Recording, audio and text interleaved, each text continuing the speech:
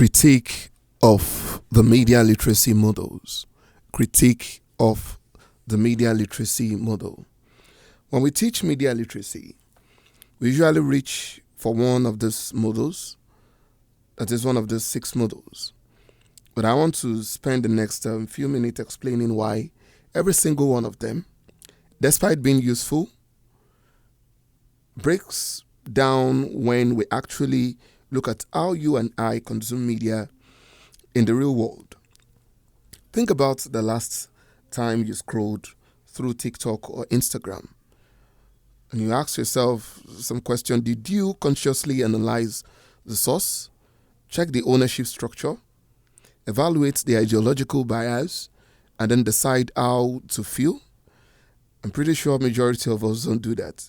We probably just laughed, we felt anxious, we shared something impulsively without being to even verify, or kept scrolling because the next video was already loading. You see that gap between what the models say you should do and what you actually do is exactly where the critique begins. So we'll look at it from the angle of the cognitive model and the Porter's model approach in terms of critique. Both models assume that if you just learn enough skills and build the right knowledge structures, you can control your media experience through conscious reasoning. They treat you as a rational processor who can think your way out of manipulation. But this is almost charmingly optimistic in an age where platforms are engineered by behavioral psychologists to bypass your rational mind entirely. You see that infinite scroll, the autoplay you enjoy, the notification pings, the variable reward of likes, these are not things you can defeat with better note-taking or stronger analytical skills. Bakke's model makes a similar mistake by framing literacy as 4 neat competencies you can master, as if media engagement were a driving test. It is not a driving test you pass once and for all. In reality, criticism, creation, knowledge, and usage bleed into one another constantly, and none of these competencies protect you from the emotional pool of content designed to make you angry, or the algorithmic funnel that quietly narrows your world view without you even noticing you have been enshrined in some of this content you exposed yourself to. On the other side, the sociocultural model swings too far in the opposite direction. Because here, the sociocultural model suggests that your culture essentially programs how you interpret media, which sounds sophisticated until you realize it treats people as cultural robots. So it assumes that if you come from a particular background, you will read a text in a particular way, ignoring the fact that many of you or many of us are constantly remixing identities, consuming media from cultures you were not even born into, and creating meanings that your parents or your geography would not predict.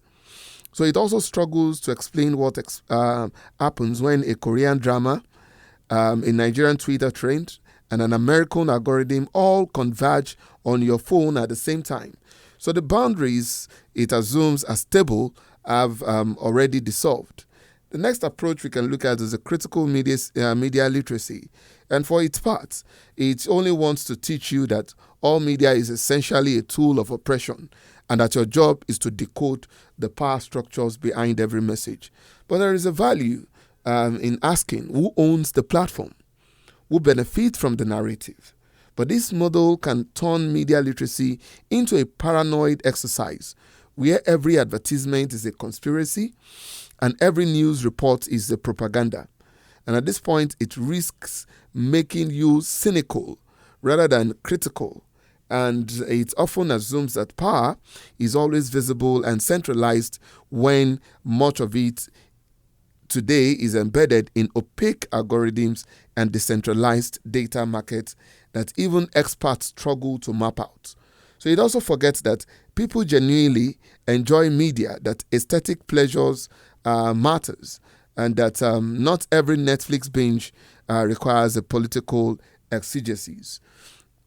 Then there is the MIP model, which studies how young people interpret media and essentially says you respond to what feels real, what you feel is attractive, and what is similar to your life and emotionally gripping. So while this captures something true, it also paints youth as impressionable emotional sponges rather than creative. So at this point, we see it as something that all of these 6 models are flawed. Well, what should we take from them?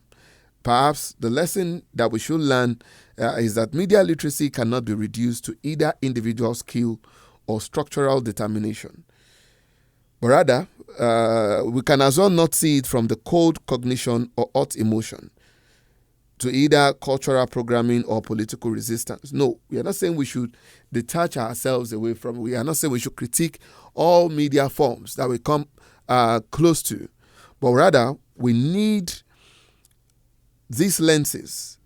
We need them to be loose within us. We need to understand that our mind is not fully in control, that our culture is not our destiny, that power is real and not always visible, and that our emotional responses to some of this content are only valid but not always trustworthy.